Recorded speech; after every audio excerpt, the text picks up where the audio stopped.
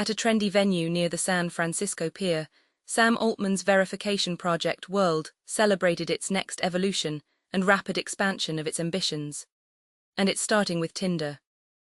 Tools for Humanity, TFH, the company behind the World project, announced Friday plans to integrate its verification tech into dating apps, event and concert ticketing systems, business organizations, email, and other arenas of public life.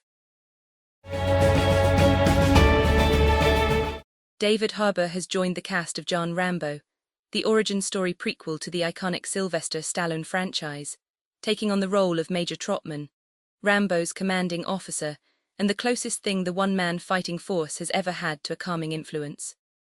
The Stranger Things star is a late addition to the film, which wrapped production in Thailand in March.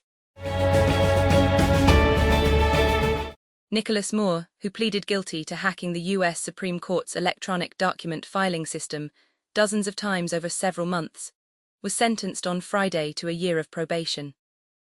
Moore had also hacked into the network of AmeriCorps, a government agency that runs stipend volunteer programs, and the systems of the Department of Veterans Affairs, which provides healthcare and welfare to military veterans.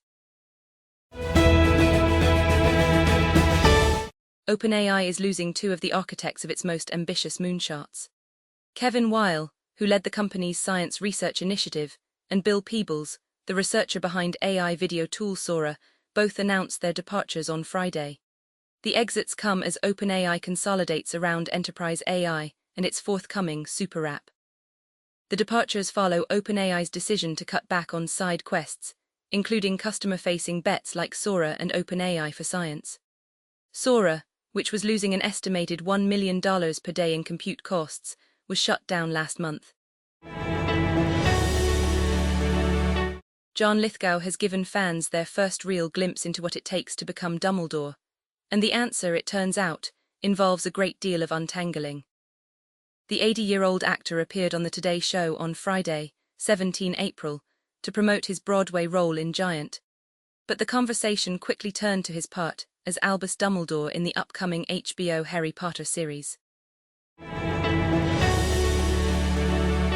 Alec Baldwin will face a civil trial in October over the 2021 Rust shooting that killed cinematographer Halyna Hutchins, after a Los Angeles judge ruled the case should proceed.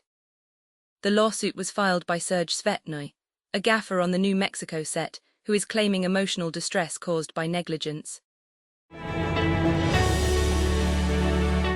AI coding startup Cursor is nearing new funding in which the 4-year-old company would raise at least $2 billion in fresh capital, according to 4 sources familiar with the matter.